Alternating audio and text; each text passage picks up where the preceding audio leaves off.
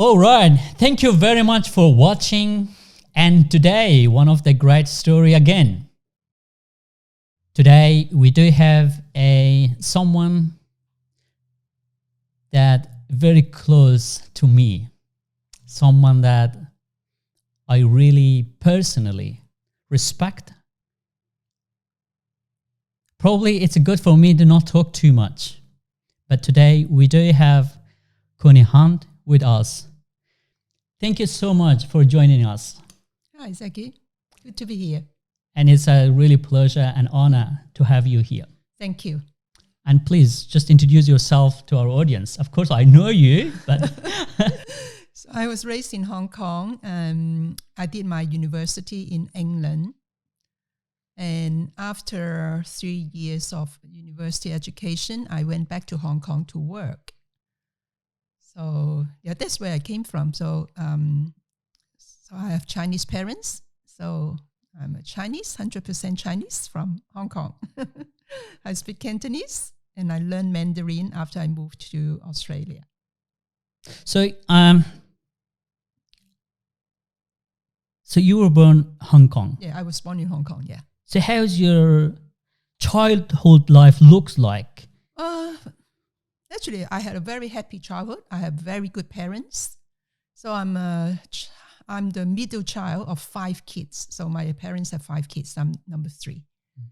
So I came from a very good family. So all my elder brother and sister go ahead of me. They went abroad to study.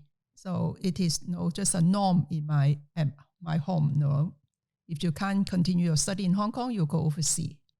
So I was that child brought up very focused on study, quite performance-based, need to do well, need to be a good girl, and need to be a good student. So mostly I could remember I have a pretty happy childhood and just focus on my study. Nice. So you finished high school at Hong Kong, and then for further study, you went to England. Yes.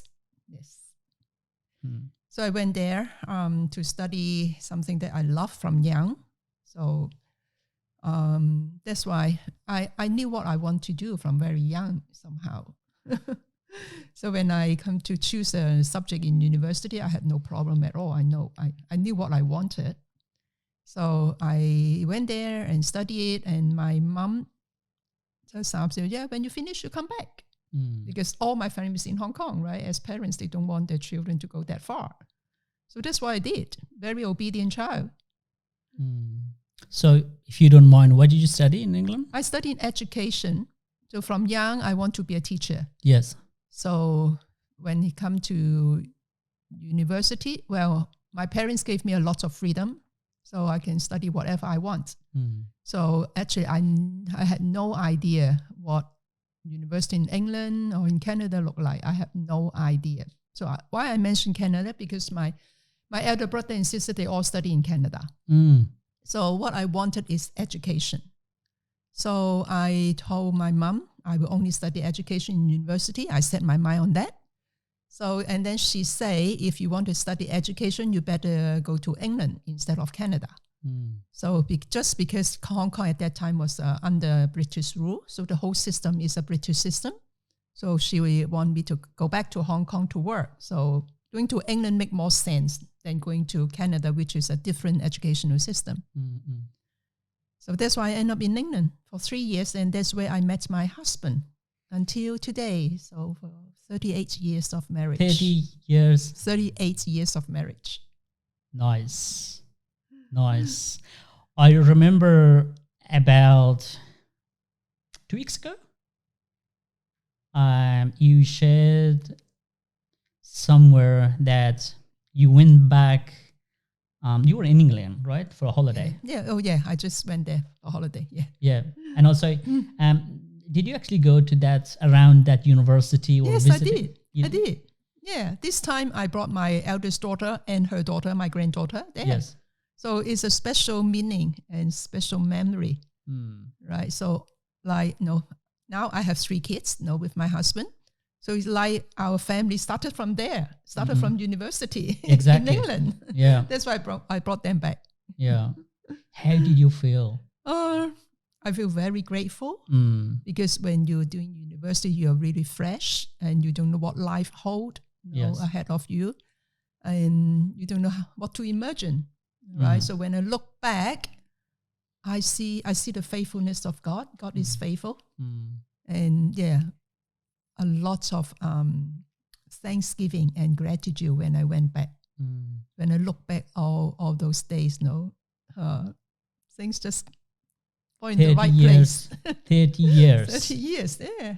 Yeah. Is that a lot of changes?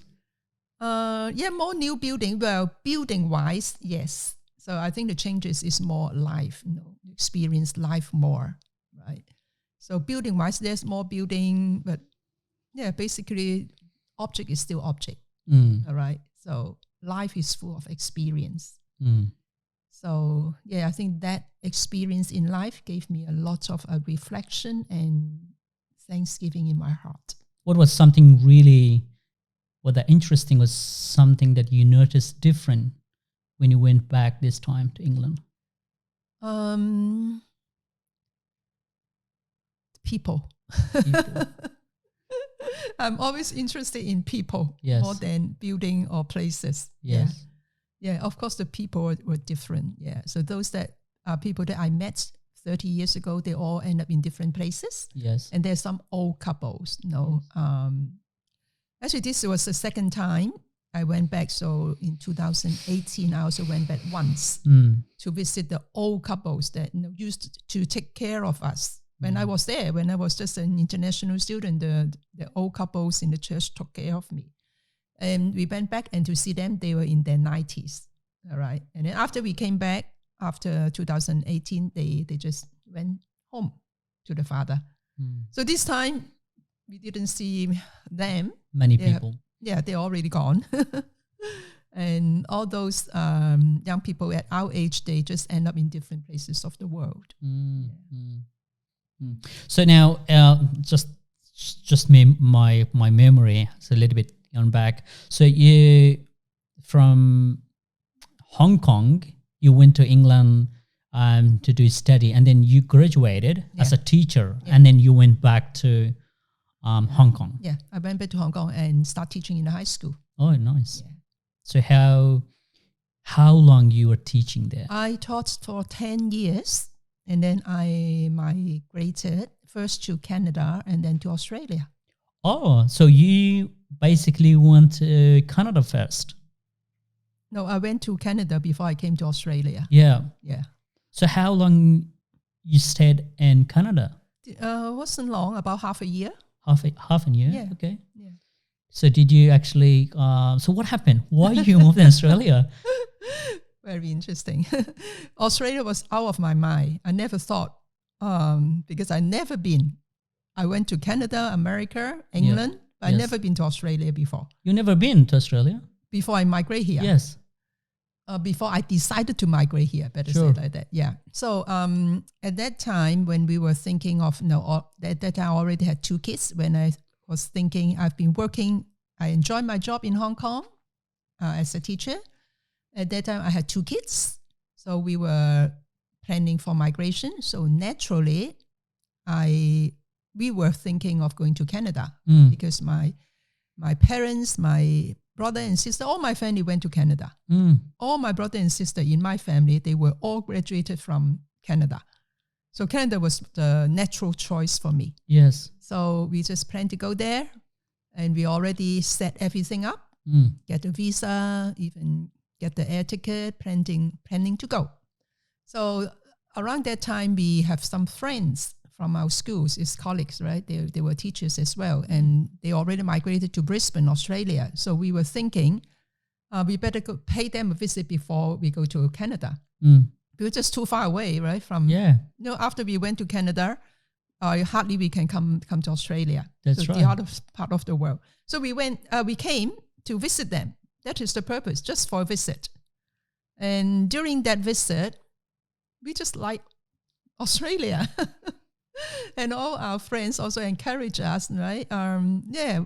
We love to have you here and really want you to come. And then I say, okay, but anyway, we already planned to Canada and we didn't even apply. It's out of our mind. We didn't even think of it. But they encourage us, think about it, pray about it, and ask God about it. And then after that talk, we went, I think it's 2 weeks visit. And then we went back to Hong Kong and we did pray about it. And we feel that, we can try to apply for it. So we apply for it. And because usually during that time took 6 months to process the application. And we say, well, by that time, we have already gone to Canada anyway, so no harm to try. So we did it. And surprisingly, we got the approval in 3 months. So now we were in trouble. Should we go to Brisbane or go to Canada? Now we had a choice. So during that time, we say, too new for us, Australia. We have no friends, no family, no nothing. But Canada, at least we know there's already a house there. Everything's so much easier. And also the families. And the families there, and there's car there, and winter jacket, everything is there. So we went. So my husband and I say with the 2 kids, and we just went to Canada. Again, actually. Well, at that time we didn't come to Australia because we think just too difficult. That's right. So even we got the approval. So you got approval. We got the approval to come. Yeah. But we still went to Canada because we think it is easier. That's right. Because of the options. There are options, but we think, we're more inclined to go to Canada. And also, thinking of my parents and my family in Hong Kong, Australia was out of their mind. They said, you crazy. No one is in Australia. Why do you go to Australia by yourself? Everyone is in Canada. Why do you go to Australia? So I said, okay, that's easier to go to Canada. Okay, so we went anyway. And we also had a lot of good friends in Canada. That's right. So we went. And it was summer. So I think July. Yeah. So we spent some good time. And at that time, my youngest daughter was half a year old. Just a baby. Very young. And the eldest was 4 years old. So we went there. We settled them. We settled the 4-year-old in preschool. Life is easy. You don't need to bother about buying a house, or we already had a house to settle in. At that time, my parents are already gone back to Hong Kong. So it's an empty house, big empty house. So car available, everything settled. Nice. But somehow our heart didn't settle. So our heart just didn't settle. We think, it seems we're not supposed to be here. So we talk. I talked with my husband, and then we just pray about it. And maybe we should be in Australia instead. So we start talking about it. We pray about it. We ask God to show us, to really confirm with us. And I think by November, we really get a confirmation from God that we should come to Australia instead. So once we got that confirmation, we say, okay, we just need to obey. And straight away, we moved from Canada, Toronto at that time, and then we passed through Hong Kong to say hi to our parents and family, and then we came to Brisbane. Australia. In 1994. So nearly 30 years now. Nearly 30 years. Nearly 30 years now. 2024 will be 30 years now. So it's close to 30 years. So since then, we haven't left. No, since then, we migrated here. We stay here in Brisbane. In Brisbane, yeah. So we are very clear. God wants us to be here. Nice. Yeah, that's what happened. Wow. Amazing. What was the first something we say, like a shocking things? What was something that, I didn't know this, or wow? You mean migrate to Australia? So now Australia. you're in Australia. Yeah. Because when we were in Hong Kong, we already visited a lot of Western country. Yes. So I always it's not a shock, but it is something that I long for. Space, nature, sunshine, beach, all this, part of the nature I really enjoy. So it's not something shocking, but it's something that, wow, eventually I got it. That kind of feeling. Yeah. So, but as time goes on and raising kids is another thing, come to another shocking. That is really shocking. Raising kids, in a culture that is different from the culture that I was brought up in. So when my children come to pre-teens, teenage year, that was the shocking time. Shocking in the sense that, I didn't prepare for that. So can you tell us more about that experience of raising kids? Because I'm sure people who are watching now, whether they are parents, whether they wanted to be a parents, and this is I think they can use it as a great experience, to use it. Yes. So as I said, I was an easy child, just obedient to parents. Right? There are no big issues. When the time comes, you study, finish study, just go to work. Right? Very simple and straightforward. So we did our best. I think my husband and I did our best to prepare our children for life. When they come to that age and we found that, wow, it's so different the way they think. And then we start to realize, yes, these kids, they went to school here. They were in a culture that was different from the way that I was brought up. So I need to integrate and to understand, to accept they have different thinking because they were raised in a Western way. There are lots of good things in the Western way, but they're just different from what I expected. And it's different from my experience as a child. So when they come to that age that they are very outspoken, they are very, even very angry, and even their emotions are very intense, and even saying bad things about the culture they came from, it hurts. You Chinese parents, words like that, it hurts. And what's wrong with us being Chinese? We are Chinese. So, but I start to understand the frustration they experienced and understand, yes, they lots of cultural identity shock for them as well. So they came from Chinese family, from young they spoke Chinese, and then now they come to an environment to speak English and think like, they also meet a lot of conflict in their cultural identity. So I start to understand them more, but understanding doesn't make the job easier. So we still went through a lot of challenges. So during that time was difficult, and also my husband, the men have a different story from the woman. Of course. So the men also struggling with what job do they do, and also in a new environment, and raising kids is very challenging. But the good things that my husband and I are very close, so we just face the challenge together. Yeah, nice. A little bit back, your experience when you start your own general but life experience in Australia. How was the early days when you arrived here in Australia? Of course, you got a kids, but how set up, finding a job, settling, things like that. How looks right. like?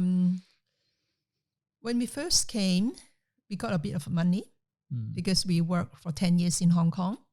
So we rent a house for half a year, and then we start looking to buy a house. So that's how we start settling. And this is a Chinese thing. Chinese always want to buy a house. Quite different from the Western thinking. Yeah. They are very happy to just rent a house, but Chinese are not like that. They always want to buy a house. Then they feel settled. So that's what we did. And then we settled children to school. And to begin with, my husband studied. Yeah, so he also studied 2 years of master degree, something that he liked. So just to get to know the country. That's right. So we say, well, take 2 years to get to know the country, how does things work here. So by studying is a good way to know. So my husband studied for 2 years, so I just stay home to take care of 2 kids. And then later we have the third one. So the third girl was born here. So the day-to-day job is just prepare them for school. Like being a mother. That's it. Yeah, it is a mother. Yeah. I work in Hong Kong, but after I came here, I'm full-time taking care of my kids. And I found that the school here, they are very open to parents. This is something very different from Hong Kong. But Hong Kong, your parents just stay back. All right, you just call in once in a year with an interview with the teacher. But the school here are very open. They like the parents to help. So I like, as a teacher, I love to be involved in school. So I just go to the school to help whatever I can. So I become part of the school. I get to know the teachers, get to know the kids. And yeah, I just enjoy being in school. That is me. So I really enjoy those years. Raising kids, full-time mom, I enjoy it. Right now, currently, you're doing counseling, right? Yes, I'm a clinical counselor. I've been practicing for more than 10 years now. Yeah. So I'm also casually employed by Queensland Transcultural Mental Health Centre. Nice. Yeah, so I have different caps. So where this career start and how it start? Oh, okay. That's interesting. So I was a trained teacher, so I always work with teenagers in high school. So I always work with people. And I'm also part of a church all my life, right? Even before I got married. So I just found that people just come to me and tell me their problems. So I just spend time with people, listening to their story, their pain, and it seems very natural to me. Then, as the kids are growing older, and by the way, I love learning. So even though I'm full-time taking care of my kids, I did a master's degree in TESOL. So I did a degree on education in general, and then I did another diploma in teaching diploma, and then I still want to learn more. So I studied a master's degree in how to teach English, teaching English as a second language. Actually, I don't need that to work, but I just like it. So during my full-time mothering, in my spare time, I study. So that's why I got another degree. At the same time, people talk to me, and I start to thinking, if I am better equipped myself, then I may do a better job. That's right. In just listening and just doing. So I start looking into possibility of learning more. So I was not thinking of being qualified and get a job. I just want to learn more. So that's how I started. So after, and then I went for training for 3 years training. And then after that, after 2 years, you can still decide whether do you want to do it or you have had enough. So I think, I really like it. And then I went for the 3rd year. So 3rd year is mainly practice. So after practicing, and then it's another challenge. How can you find a job? And I don't care if I don't find a job. Yeah. Because I just want to learn. That's right. And as far as I can help people, then that's fine. I already get my purpose fulfilled. But somehow, during that time, I haven't really graduated, close to the end of my 3rd year's training. Gateway rang me and asked me for help. Because just a client who could not speak English. And can you just come to help? Oh, yes, I can come to help. And after helping, can you sign a contract with us? That's how it started. Well, okay. Then to sign a contract with them. Then that's how I started working 10 years ago. So that's how it started. So since then, I've been working for Gateway Counseling and Wholeness Center. So have you ever thought, like, since that changed your career again? Yes. Career change gradually, naturally, in a way that I don't even notice. Because I don't plan to make it happen, but it just happens so naturally. So I still have passion of teaching English to help those who cannot speak English to improve their English so that they can live in Australia better. Nice. So on the side, along the side, I helping in the church. I also run free English class because that is just my passion to help people to speak better English so that they can live better here. So I teach English for the church, for once a week, something like that. So alongside, so also at that time, my children are growing a bit older. So I have more time to do different things that I like. So on one hand, I'm working for the counseling center and teaching English as my hobby and seeing my children grow up. Nice. Probably it's just for me, this part probably, to be clear, like you graduated as a teacher. Yeah. From England. Yeah. And then you were a teacher. You've been teaching in school, right? After you graduated. Oh, yeah. Yes. And then currently you are doing counseling. Yeah. Right? Because you study counseling, so now you are a counselor. Yeah. So it's a two different kind of thing. Yeah, different, yeah. So when you changed your career from being teacher to a counselor, how is it impact your own life? Yes, it does. It does. Because you're teaching in school is a lot of management thing because you're facing a group of kids. But counseling, you don't need to manage all that. You just need to talk to one person. And in a sense, I think it's more suitable for me now. All right. So I don't have the energy to manage 20 kids in a classroom now. But I have energy to focus on one person. So yes, it's changed, but it's also very naturally changed. And also with the increase of life experience, I find that all this life experience as parents, as teacher, all add up together. I have a wealth of experience to help others.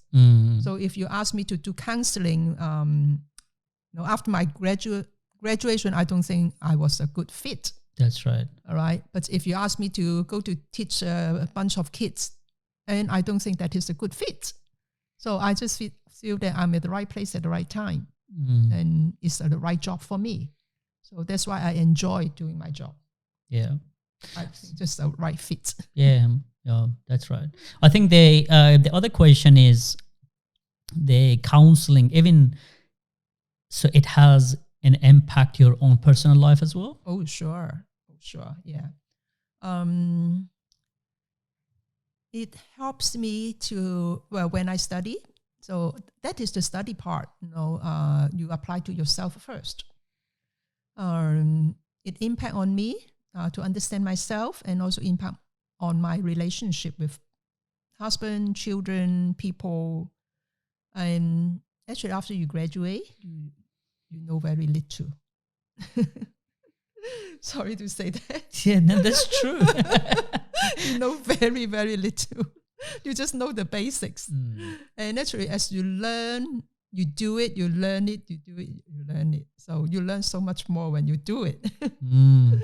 You just keep doing it and you keep learning it. Right? That's where PD also comes in, professional development. So because as you work and you find that, I like this kind more than the others. And then you have further professional development along that side that you wanted. Then you become more experienced and you just attract that kind more, and then that enrich your knowledge and also your experience. That's how it works. Yeah, true. I think, absolutely. Yeah, it has a great impact. Yeah. True. Yeah. And even today, after working 10 years, then I'm still learning. I'm very grateful for all the clients to come to me, because they build my life too. They enrich my life too. Because you just have one life. You don't have time to experience so many things, right? But adding up all the clients that they share their life experience with me, then it enrich my understanding. Yeah, because I came from a very simple, good family. I didn't understand so many people are suffering in different ways. So it really helped me to go into that space to understand what life is like. So I feel being enriched by them. Wow. I'm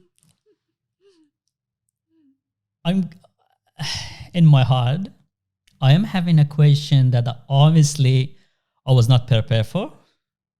Okay. But I think this question, it might be very valuable for the people who've been watching. It's really about your career, about what you're doing now as a counselor. Yeah. And the question is this: what is the biggest issues people are facing that they come to you? Wow. Okay. Well, my experience is very 10 limited. years of experience putting together. Still very limited. So I can only speak for myself, all the client that I came across with. So for mental health issue, a lot of anxiety and depression, but I see that these are only the symptom. So this is the underlying causes. Always anxiety is not just hit you, all right? Actually, it built up.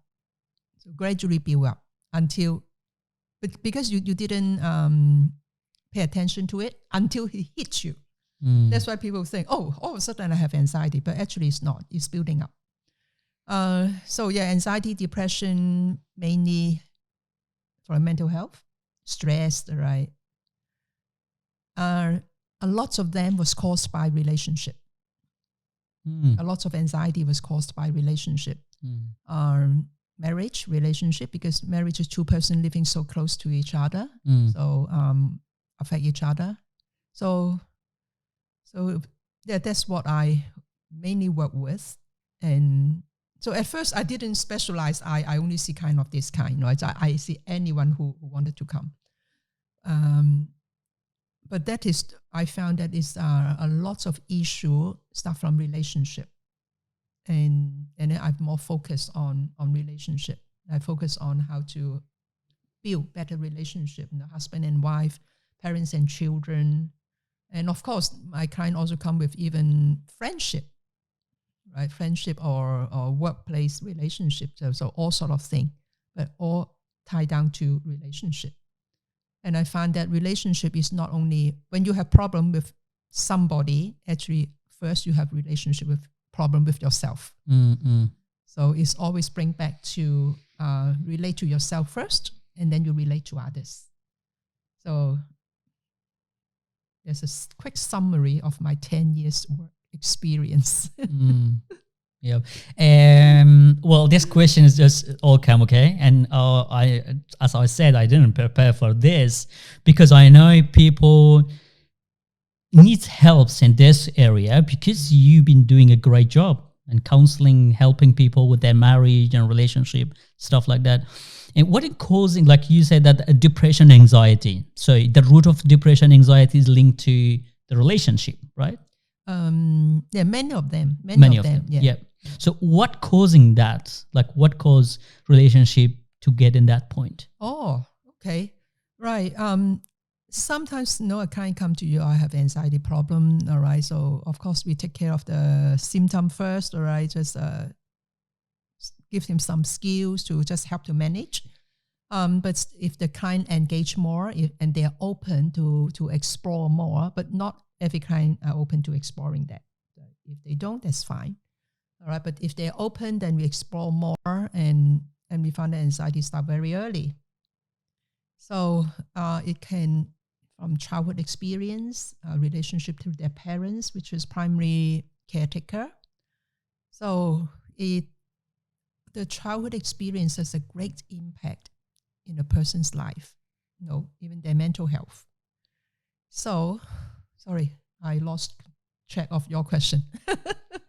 Yeah, no, that's fine. That's fine. Because it was, look, this question, as I said, we're not prepared for this. That's why, because I'm not sure whether I answer your question. Yeah, no, that's right. Dick, that's good. That's okay. I think probably, let me put it this way, that the reasons that I ask is this. We had someone here, and he shared some great story, some heart, some was really enjoyable time. But at the same time, someone asked me that what was the cause of this trouble he got it in. right? And he went through all this depression and anxiety and all this thing. So now to link all this thing, that's why I asked this question from you, that why the people going through depression and anxiety, but you answered that, it may cause relationship first, it comes from tough relationship. Okay. Right. Okay. I get you. Well, relationship is really far down. Okay. If they allow me to explore that far. Yeah. But not every client want to go that far. That's right. So anxiety is or your emotional state relate to your thinking. So it's your thought life affecting your emotion and affecting your action. So I usually just go back to what you're thinking. Yeah. All right. And because there's a thinking pattern, because you used to think that way and then it become your pattern. So I think that's the way that I see it. So anxiety, you just come up with this negative emotion, right? Or you already think you want to do something bad, all right? But before all that happen, start with your mind, start with what you are thinking. So I'll explore what they are thinking and why they think like that, and see what we can help in that space. So like depression, anxiety, usually like that. But while we are exploring that process, what you are thinking usually come with a lot of relationship issue. That's right. Right. So maybe put it that way. Yeah, great. I think I may get some water. And maybe I also mentioned, actually I'm not just doing counseling. I'm also very keen on psychoeducation. Yeah. Because that is putting two things together. Because I used to teach. I like to help people to understand things. So that's what the teacher does, right? So I'm putting two together. So with my experience and knowledge about the psyche part of people, I'm happy to run just to give talk about psychoeducation. That's why I gave talk in different contexts, in different places. Sometimes church, sometimes organization invite me to share certain topic like mental health, cultural difference, parenting, things like that. So that is part of my job too. Nice. Very nice. So the other question is, it's more like using your own experience to your own life. That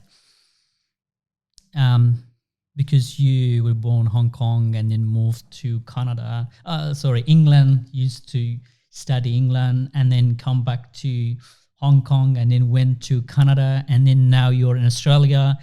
What I'm trying to say is it's a lot of movement, in which means equal to a lot of great experience. Plus, you may have some difficulty as well, right? Of course. Yes. So in your own experience, the time that is difficult for you, what was some of the technique or some of the, how to say, like something to help you to stay on the track that you actually you're very good and you're doing a great job now?